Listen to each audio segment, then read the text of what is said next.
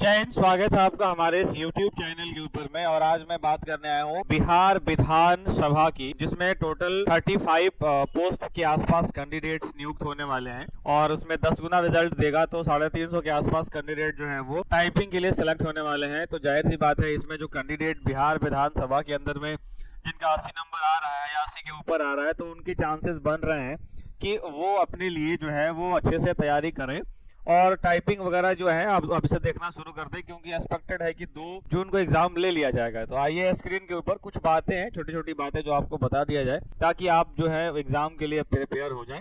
और जाहिर सी बात है, आप स्क्रीन पर देखिए, यहाँ पर डेटा एंट्री की जो अगर बात किया जाए तो वो पहले ही न्यूज मिल चुका था कि हमारा 8000 की जो है वो पर आवर के हिसाब से होना चाहिए और कंप्यूटर के अंदर में एडीसीए का सर्टिफिकेट तो रहेगा ही रहेगा। उसमें से भी बोला गया था कि भाई एआईसीटीई से प्रूव्ड होना चाहिए और ओ लेवल जो है वो डिजायरेबल, मतलब वो चलेगा। और एलडीसी के लिए जो है कुछ कैंडिडेट्स जो है हिंदी प्लस इंग्लिश दोनों टाइपिंग में भर दिए थे और उनकी स्पीड जो है वो 30 वर्ड पर मिनट जो है मांगा जा रहा था उसी वक्त ये कंडीशन इनको पता चल गई थी। अगर मैं आज की बात करूं तो बिहार विधानसभा की जो शेड्यूल एग्जाम की डेट तय की गई है वो 2 जून है। एक्सपेक्टेड है कि 2 जून को एग्जाम ले लिया जाएगा। और इसकी जो टाइपिंग स्किल 2026 के अंदर अगर मैं बात करूं तो भाई 8000 की जो है पर आवर लिया जाएगा। यानी अगर स्पीड की बात किया जाए तो 30 वर्ड पर मिनट हिंदी में और 30 वर्ड पर मिनट अंग्रेजी में होता है। लगभग इतना स्पीड लाने के लिए आपको जो है एक अच्छी खासी प्रैक्टिस की जरूरत पड़ेगी, क्योंकि हिंदी में स्पीड लाना जो है वो अधिक कठिन होता है। उससे बड़ी चुनौती ये है कि आपको 1.5% सिर्फ माफ है, मतलब कि अगर 3 से 4 एरर से ज्यादा गलत हुआ तो नंबर आपके घटने शुरू हो जाएंगे।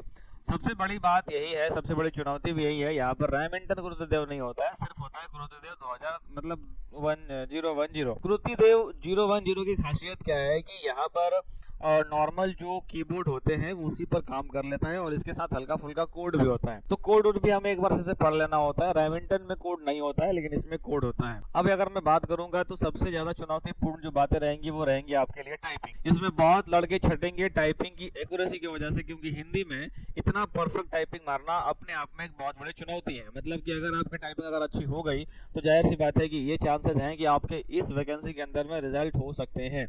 टाइपिंग मारना एक अपने आप में काफी चुनौतीपूर्ण काम है और चुनौतीपूर्ण काम मैं इसलिए कर रहा हूँ कि कह रहा हूँ कि लोगों के अंदर जो है वो बहुत कम ऐसे कैंडिडेट्स हैं जो कंसिस्टेंट रखते हैं। टाइपिंग के अंदर में बहुत लोग कंसिस्टेंट नहीं कर पाते हैं। तो जो लोग थोड़ी मेहनती हैं, जो लोग कंसिस्टेंसी को मेंटेन रख सकते हैं, उनके लिए अपॉर्चुनिटी बेहतर है, क्योंकि टाइपिंग बहुत लोगों से नहीं हो पाता है। टाइपिंग सीखना अलग बात है और टाइपिंग एग्जाम निकाल लेना एक अलग बात है। तो भाई टाइपिंग के लिए सबसे बेहतर अभी समय है। आप अगर ये 2 जून को एग्जाम नहीं भी हुआ, मान लो कि रीशेड्यूल हो गया या 2 की जगह पे 12 जून भी हुआ, तो 10 दिन में आप वैसे भी कुछ कर नहीं पाओगे। तो जाहिर सी बात है, करना है तो अभी करना है। अब वो 12 जून को ले या 10 जून को ले या 22 जून को लो, क्या ही फर्क पड़ना है। लेकिन अगर आपका 80 नंबर आ रहा है, मेरे पास तो कुछ कैंडिडेट्स लोग हैं जो आप तैयारी करना शुरू कर चुके हैं, कुछ नए हैं, कुछ पहले से कर रहे थे।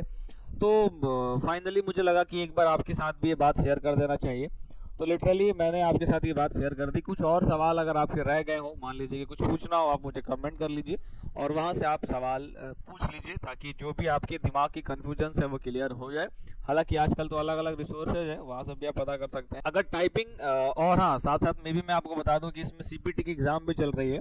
यानी कि इस एग्जाम के अंदर में सीपीटी की एग्जाम होगी, जिसमें वर्ड, एक्सेल और पावर पॉइंट पूछा जाएगा।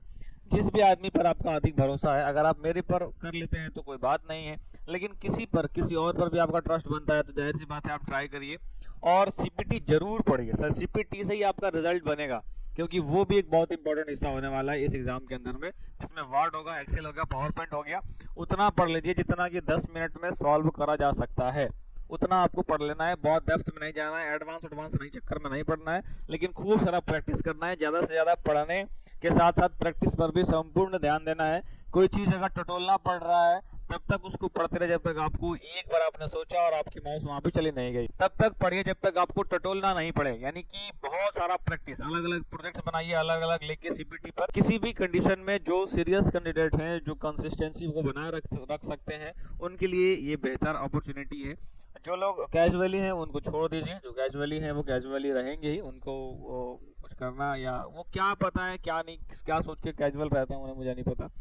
लेकिन लिटरली अगर एग्जाम रीशेड्यूल भी कर दिया तो भी आपको ध्यान रखना है।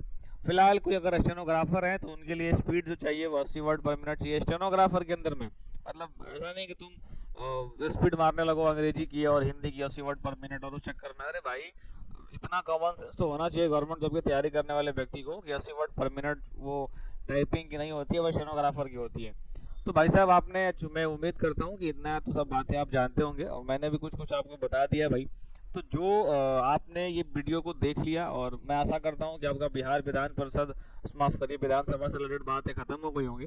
कुछ बच गया है कमेंट आउट करिए, कमेंट जरूर करिए कि वीडियो में आपको क्या क्या और बातें जाननी थी और मैंने आपको नहीं बताई।